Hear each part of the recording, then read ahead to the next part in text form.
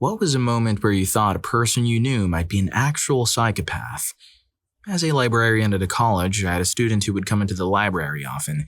He was very charming and handsome, but it was easy to see that there was something missing inside him. He didn't seem to have any deep feelings, and he didn't care about other people at all. One of the other librarians, who used to be a social worker, noticed him too. She told me straight out, "That guy shows signs of being a psychopath." Because she knew a lot about people, I believed what she said and thought she was right. This student had a way of getting different kinds of women to like him.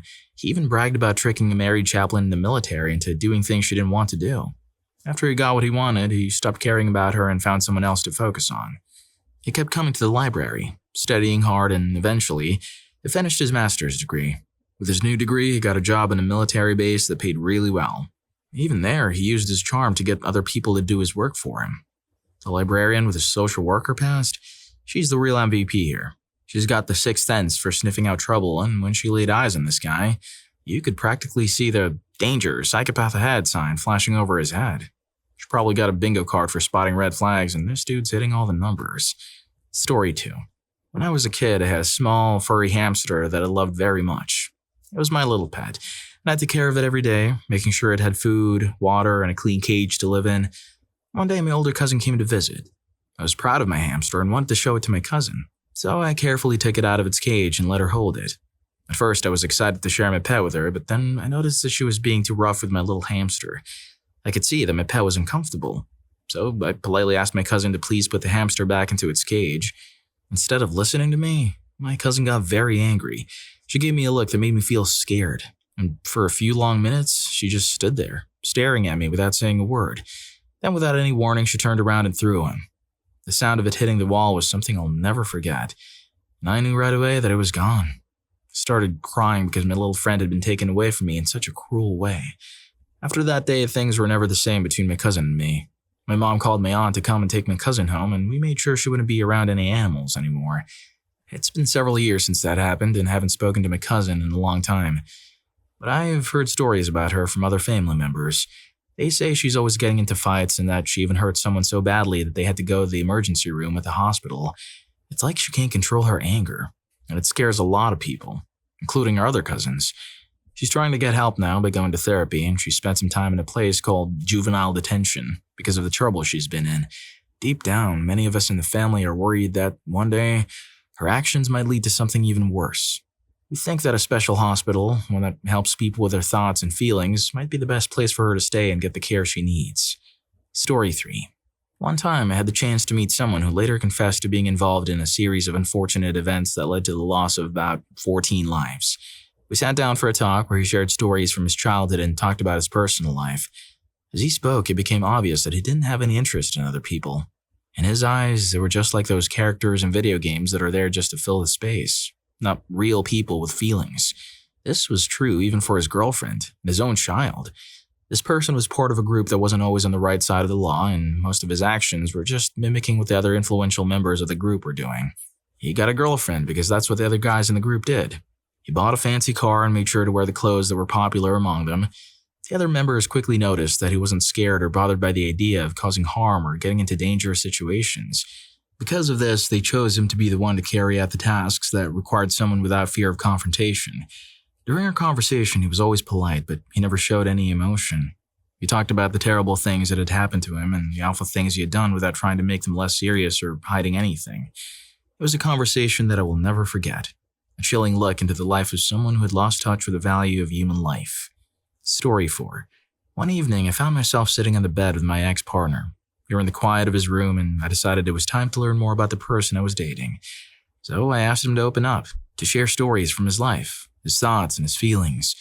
But as he spoke, I realized that his words never went deeper than the surface. When it came to talking about emotions, his answers were like a shallow pond, with nothing beneath the surface. I looked into his eyes, hoping to find a spark, a reflection of his inner world, but all I saw was emptiness, a vast nothingness that left me feeling cold. It was then that I understood why I'd always struggled to read him, to feel any emotional connection. It was like a closed book, with no way for me to understand the story inside. It wasn't until after we had gone our separate ways that he revealed something to me. He told me that he couldn't feel emotions, that there was a part of him that was missing, and how much that troubled him. At the time, I didn't fully comprehend the weight of his words, but as time passed, the pieces of the puzzle began to fit together. Before we had become a couple, he had shown me a side of himself that should have been a warning. With a smile that now seems unsettling, he had boasted about his ability to manipulate others. I brushed it off, but it was a clear sign that I had chosen to ignore. He was a master of deception, weaving lies as easily as one might breathe. And his relationships before me, they were numerous, yet each one was as fleeting as a whisper, ending within the blink of an eye. His beliefs were like the wind, changing direction with every passing day. One moment he would speak with the fervor of the devout, and the next he would reject faith altogether, embracing a life without belief. It was as if he was searching for something, but never finding what he truly sought. Despite his ever-changing nature, he was a person who could light up a room. His charm was undeniable, and his flirtatious behavior made him popular among many. Yet, beneath the surface, there was a restlessness, a need for excitement that often led him into trouble. He was a risk-taker, but his risks seemed to have no purpose, no goal in sight. As I look back on my time with him, I see the signs that I missed, the hints that pointed to a deeper issue within him. He was someone who, for whatever reason, could not connect with others on an emotional level, a trait that is often found in those who struggle with sociopathy. It was a journey that taught me much about the complexities of the human heart and the challenges that some face in navigating the world of emotions. Story 5. When I was a child, there was a neighbor who kept hamsters as pets. One afternoon, I visited her house. She began to play with the hamsters in a way that seemed harmful. She handled them tightly, causing them to react in a way she found funny. I could see that the hamsters were uncomfortable, and I told her to be careful because she might hurt them. Instead of stopping, she laughed as if it were a game. The next day, I was curious about the hamsters and asked her grandmother about them. It was then that I learned that all the hamsters had passed.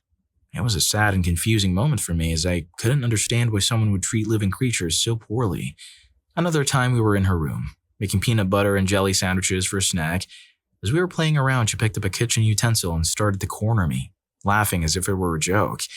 However, the situation made me feel scared and uncomfortable, as it was not a safe way to behave with household items. Years went by. I found myself thinking about my neighbor and the strange incidents from her childhood. I decided to search for her online, wondering what had become of her. To my surprise, I found a mugshot of her, which meant that she had been in trouble with the law. Story 6. During my time in high school, I was part of the soccer team. There was this one player who stood out for all the wrong reasons. He had a notoriously short temper and seemed to take pleasure in playing the sport in an overly aggressive manner. Even during our practice sessions, when the atmosphere was supposed to be more relaxed, he would go all out as if every drill was a championship game. The coaches were constantly on his case, telling him to tone it down and play within the rules. But it was like he couldn't help himself. The intensity and roughness were just part of who he was in the field. Naturally, this didn't win him any friends. In fact, most of us on the team and in the school disliked him intensely. We went out of our way to avoid him, steering clear of any potential conflicts or confrontations. As time passed and we all went our separate ways after graduation, I didn't give him much thought. However, several years later, news reached me that sent a chill down my spine. This former teammate of mine had been involved in a deeply troubling incident. He had taken the life of a classmate, and the reason was as senseless as it was shocking. A dispute over some grass. In a desperate attempt to conceal his crime, he hid it under a pile of leaves in his own backyard, as if that could somehow erase what he had done. When I heard about this, I couldn't say I was surprised. Looking back, it felt like the seeds of such an act had been sown long ago. Those heated moments in the soccer field and in his ability to control his temper. It didn't necessarily sound like a psychopath per se. It just sounds like he was a really troubled kid with a really bad temper. Story 7. Back in high school, there was a student who was the talk of the town for all the wrong reasons. His actions were so outlandish that they seemed to come straight out of a movie. One moment that particularly stood out was when he decided he didn't like a substitute teacher and chose to express his displeasure in the most dramatic way possible, by leaping out of a second-story window. It was the kind of behavior that left everyone shaking their heads in disbelief. But his escapades didn't end there. There were whispers and rumors about his time away from our town, stories that seemed too bizarre to be true. One tale involved him being expelled from a Catholic school for something truly shocking: drawing cruel symbols. These stories were met with a mix of skepticism and horror by those who hadn't seen his classroom antics. But for those of us who had witnessed his behavior firsthand, they were all too believable. His actions had always been erratic, and it seemed as though there was no limit to the trouble he could get into. Years went by, and I found myself in college, far removed from the dramas of high school. That was until a friend approached me with a news article that hit a little too close to home. The headline was sensational and grim. Local man caught desecrating grave to craft water pipe. It didn't take much guesswork to figure out who the article was about. Story 8.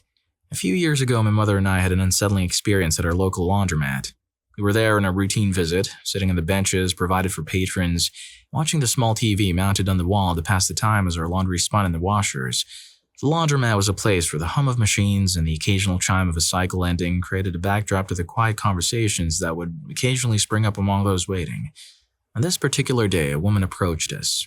She seemed friendly enough, with a smile that invited conversation.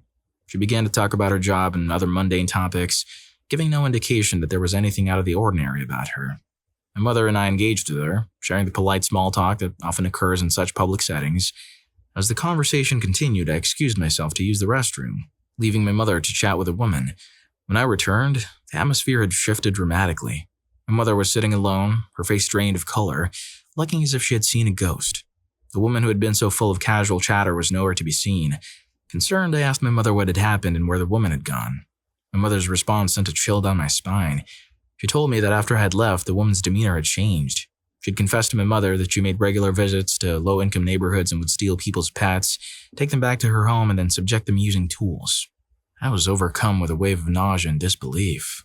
The woman, who had seemed so pleasant and normal at first glance, had revealed a dark side. My mother recounted that despite the woman's charming exterior, she'd shown no hint of remorse or shame for her actions. It was as if she were discussing something as trivial as the weather, not the senseless harming of innocent animals. Story 9. My older sister had a peculiar way of entertaining herself that often involved causing me distress. I remember vividly the times when we were just kids. I had an intense fear of bugs, which she found to be a perfect opportunity to play pranks on me. She would dedicate hours to catching all sorts of creepy crawlies, and then, with a mischievous glint in her eye, she would deposit them into my collection of Matchbox cars. After setting her trap, she would call out to me in a voice dripping with feigned innocence, "Hey, do you want to play with your cars?" My heart would leap with joy because it was rare for her to show any interest in playing with me. I would dash over to my cars, only to find them infested with the very creatures that sent shivers down my spine. It was a cruel game that left me both frustrated and terrified. As I grew older, my interests shifted, and by that time I had developed an obsession with Barbies. My sister, ever the opportunist, found a new way to pester me. One day she took my most beloved Barbie and Ken dolls and tossed them under the bed. In a fit of defiance, I stuck my tongue out at her and resolved to retrieve my toys. My army crawled into the narrow space beneath the bed, driven by a child's determination to rescue her favorite possessions. However, as I ventured deeper, I began to feel a sharp pain in my arms. With every movement, I was being pricked. It took me a moment to understand the gravity of the situation. My sister, in her quest to outdo her previous pranks, had spent the entire morning meticulously weaving pushpins into the carpet, ensuring that their points were facing up, ready to inflict pain on anyone who dared to enter the domain. She had then lured me into this makeshift minefield with the promise of rescuing my beloved Barbies. There I was, stuck halfway under the bed with Barbie and Ken tauntingly close yet unreachable. I was faced with a dilemma. Should I abandon my cherished dolls and retreat, or should I press on through the pain and retrieve them? With a heavy heart and a sense of resignation, I chose the latter, enduring the painful journey to reclaim what was mine. Story 10. My ex-partner had always been a bit strange, someone who kept his emotions and thoughts tightly guarded. It was as if he lived within a self-imposed fortress, never quite letting anyone breach the walls to see the real person inside. This emotional distance was a significant challenge in a relationship, creating a gulf between us that no amount of effort seemed to bridge. One evening, we found ourselves at the home of some friends, where the atmosphere was relaxed and the conversation flowed freely. As the night wore on, the topics of discussion took a turn towards the more peculiar and unsettling.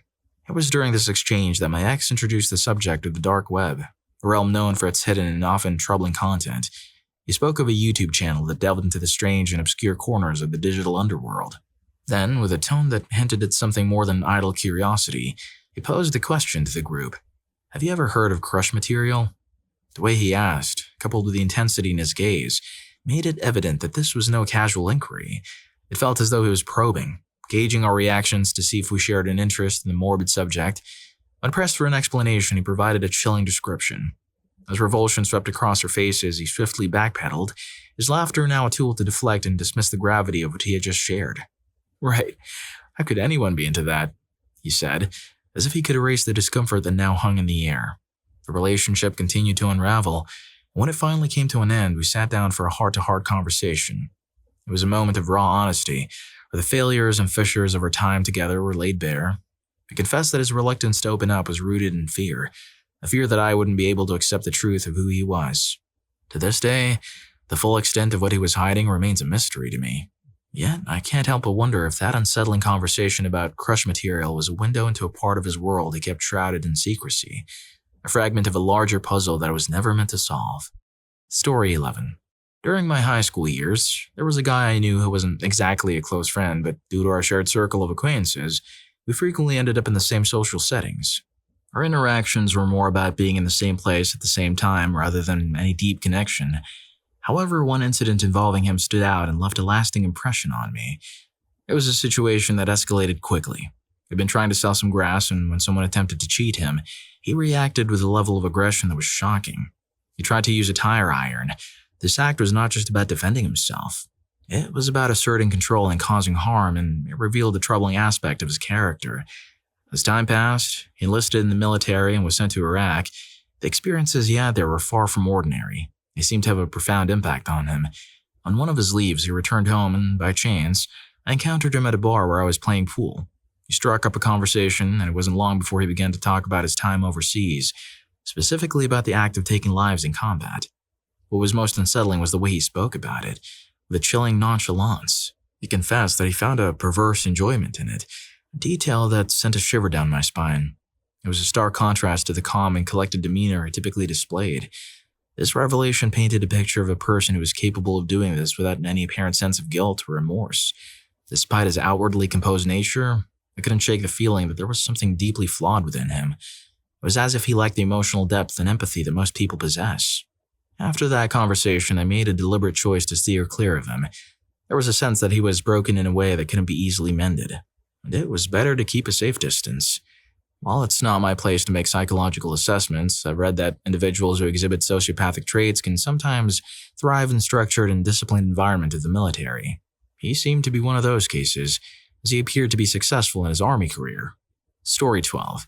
In high school, there was a student who stood out for his distinct gothic appearance and rebellious nature. He was often seen wearing a black trench coat, which, combined with his overall demeanor, made him the quintessential goth rebel of our school. It was an open secret that he came from a troubled home, and his personal struggles were manifested in his defined attitude and actions. One of the most striking aspects of his rebellion was the tattoo on the inside of his lip.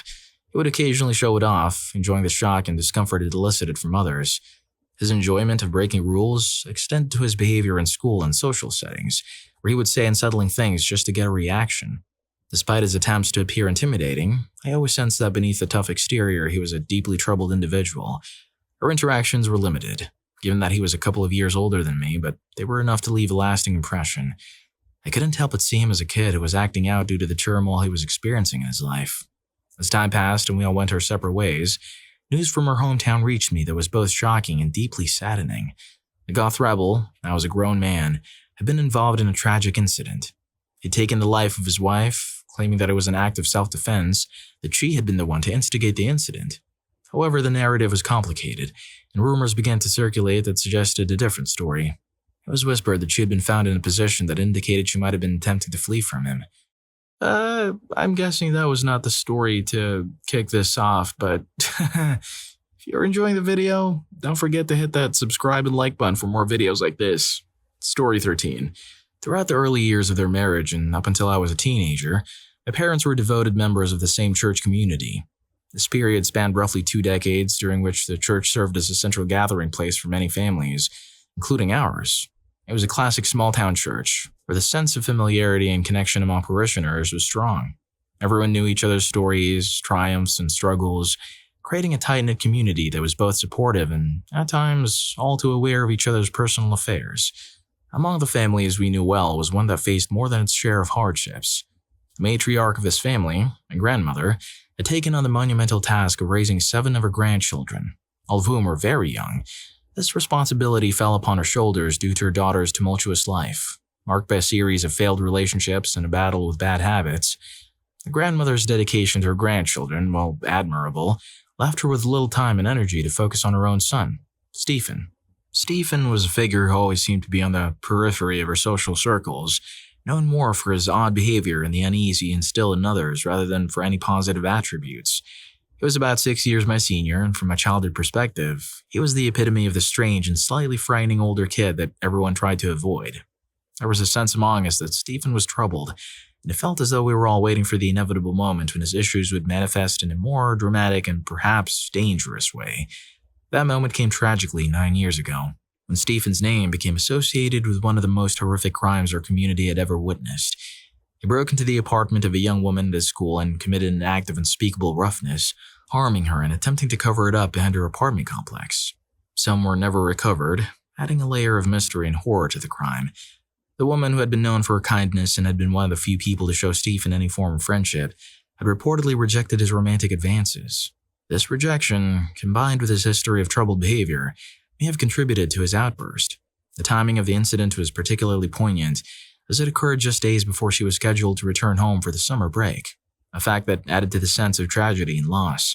The woman's disappearance and subsequent discovery unfolded in a way that captured the attention of the media and the public, with one particularly chilling interview featuring Stephen himself. In this interview, conducted before his involvement was known, he feigned concern for the missing woman, only to be confronted with the news of her discovery, a moment that was captured on camera and has since become a haunting piece of the story. Stephen's actions and planning, including his knowledge of the trash collection schedule, were meticulous. It was a morbid twist of fate that it was not taken away by a dump truck, as he had likely anticipated, due to a police car blocking the lane to the dumpster. A small detail, a stroke of luck for the investigators, ensured that the crime did not go unnoticed and that Stephen would face justice for his actions. Story 14. Many years ago, when I was a teacher, I had an experience that has stayed with me vividly over the years. It was during a parent-teacher conference. A meeting that is typically routine, but on this occasion, turned into something quite unsettling. The conference was with the parents of one of my third-grade students, a sweet girl who was facing some challenges in math. Her parents, both present for the discussion, seemed at first like any other concerned parents. However, as the conversation unfolded, it took an unexpected turn. The father, who introduced himself as the physics professor at a prestigious Ivy League university nearby, became the center of an awkward and disconcerting moment. When I mentioned that their daughter was struggling with the U.S. standard algorithm in math, a concept that is fundamental at this level, he expressed confusion and even frustration, stating that he didn't understand what the term algorithm meant. This was surprising, given his academic background in a field that is heavily reliant on complex algorithms. As I began to explain the concept, hoping to bridge the gap in understanding, something in the father's demeanor shifted dramatically. His face, which had been animated with conversation, suddenly became completely blank, devoid of any expression. It was as if a switch had been flipped and the warmth and engagement that had been present just moments before vanished. His wife, who had been sitting beside him, noticed this change immediately. Her reaction was telling. Her face turned pale and she began to pull at his arm, trying to get his attention, and, I believe, to redirect it away from me. The atmosphere in the room shifted from one collaborative concern to an uncomfortable tension that was palpable. I later described his expression to others as one of intense and unsettling focus, a term that captured the eerie and unsettling nature of his blank stare. He didn't blink, didn't speak, just stared at me with an intensity that was chilling. It was a look that, in that moment, made me feel genuinely scared, as if I were in the presence of someone who was capable of harm. Thankfully, his wife was able to persuade him to leave the room, and the conference came to an abrupt end. I felt compelled to report the incident to my principal immediately, expressing my refusal to meet with his family alone in the future. The encounter had left me shaken, and the wife's reaction to her husband's behavior only reinforced my sense of unease. From that point forward, all communication regarding the student's progress and needs was conducted solely with the mother. Story 15.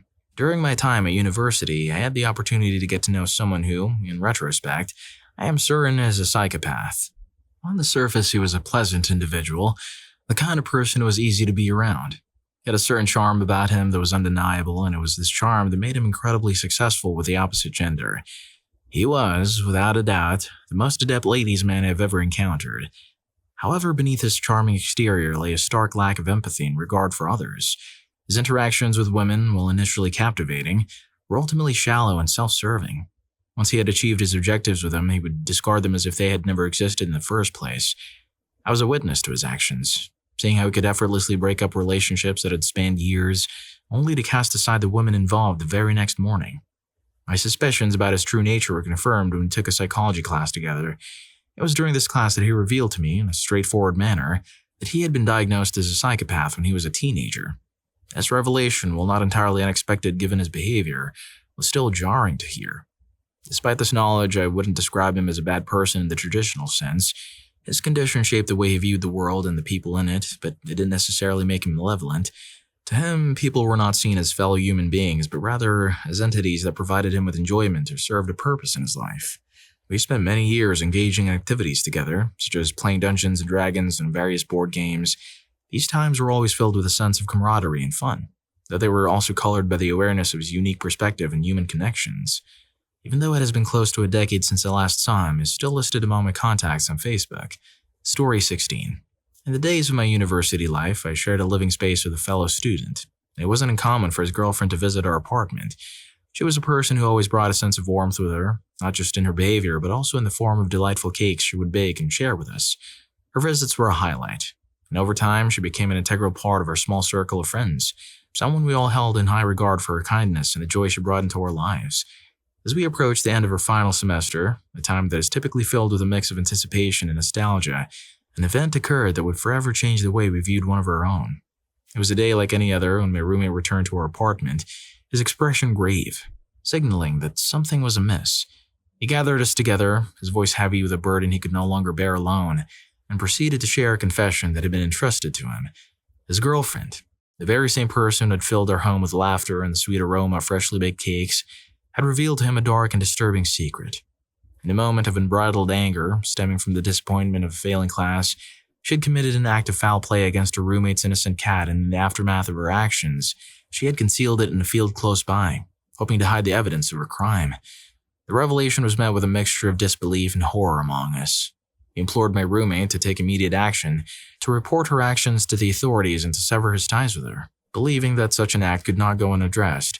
However, he was torn. Caught between the image of the person he cared for and the reality of her actions, he chose to stand by her, convinced that what she needed most in that moment was understanding and support, rather than condemnation.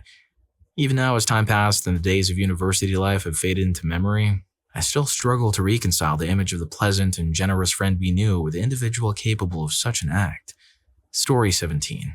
During a period in my life, I found myself entangled in a friendship that, over time, became increasingly toxic. This friend began to treat me in a manner that was more akin to a possessive partner than a peer. She would constantly inquire about my whereabouts and the company I kept. And on numerous occasions, she would become emotional, expressing her discontent with the time I chose to spend with others rather than with her. The situation reached a point where I felt overwhelmed by the demands and the emotional turmoil that this friendship was causing me. I realized that it was no longer healthy for me to continue in this dynamic, and so I made the difficult decision to end the friendship. I believed that this was the best course of action for my well-being.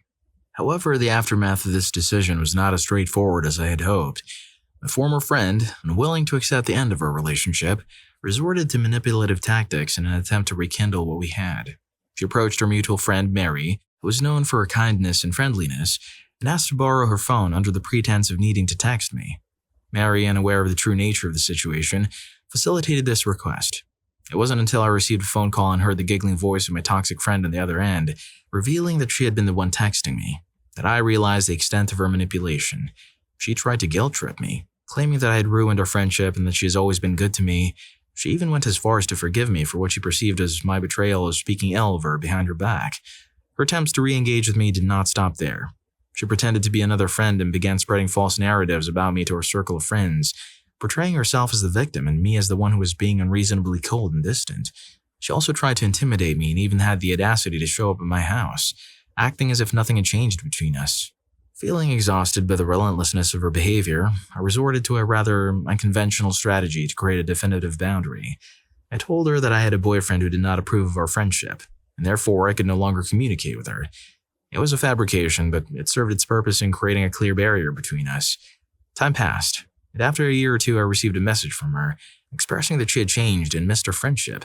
My response was, never again. This marked the final chapter in our tumultuous relationship, and I've stood by that decision, ensuring that my life remains free from the toxicity that once consumed it. I've heard about crazy, clingy ex-girlfriends and never heard about crazy, clingy ex-best friends. That's a new one for me. Story 18. One of my dearest friends, whom I've known since our high school days, has a unique distinction that sets him apart from anyone else I've ever met. He has been officially diagnosed as an unharming psychopath, a fact that only adds to the intrigue and fascination I feel when I think about our friendship.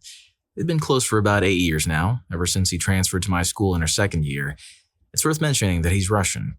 I'm not entirely sure if that has any influence on his personality or the way he navigates the world around him. From the moment he arrived at our school, he made an impression that was nothing short of remarkable. He possessed a kind of effortless coolness that drew people in, making him instantly popular among both students and teachers alike. His good looks, which could easily land him a career in modeling, were just the tip of the iceberg. There was something about his demeanor, a smoothness in the way he carried himself, that was truly captivating. But it's not just his charm that makes him fascinating. He has a complete disregard for the opinions of others and an equally cavalier attitude towards his own safety and well-being. I've seen him do things that most people would consider reckless or even dangerous, from engaging in conversations with police officers while under the influence to performing daring stunts. Despite these risky behaviors, he has managed to build a successful career in sales, earning a substantial income that I know is well into the six-figure range, though he's always been modest about sharing the exact numbers. His social skills are another area where he excels. He has this innate ability to connect with anyone, to make friends instantly, and to navigate social situations with a grace that I can only admire. If I ever found myself in a situation where I was hesitant to engage, whether it was attending an event I wasn't keen on or interacting with people I didn't know well, he was the person I'd want by my side. His charm and persuasive nature could convince anyone to do just about anything, even if it meant staying up all night on a weekday, drinking and laughing until the early hours of the morning, regardless of the responsibilities that awaited us the next day. Despite a psychopathic diagnosis, which I only learned about 1.5 years ago, he's not a bad person. He's simply devoid of the emotional responses that most of us take for granted. You can say anything to him, and he won't bat an eye. It's this emotional detachment that, in a strange way, I find comforting. He's always even-keeled, never one to overreact or get upset, which makes him a rock in the ever-changing tides of life. Since learning about his condition, I've paid closer attention to his behavior whenever we're together. It's truly mesmerizing to observe how he interacts with the world, how he seems to glide through social situations without a care for what others think or say. He's not rude or dismissive, he just operates in a different wavelength, one where the opinions and feelings of others barely register. I've noticed that everything he does or says is carefully crafted to suit the person he's with at the moment, a realization that came from catching him off guard on a few occasions.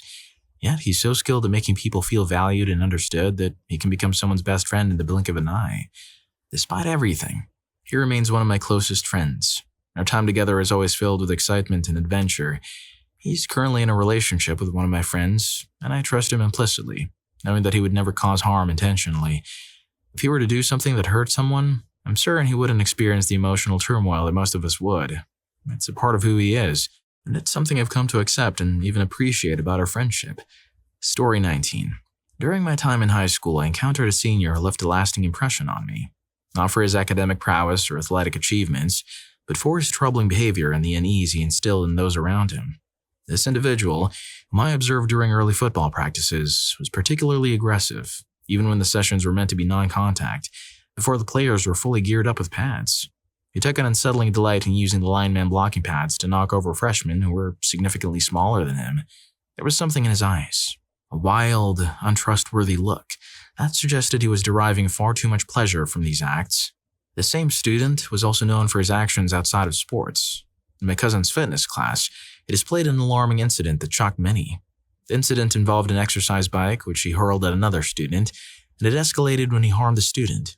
The reason behind this outburst was that the victim had been talking to his girlfriend, a reaction that was both disproportionate and alarming. Unfortunately, his behavior did not improve as time went on.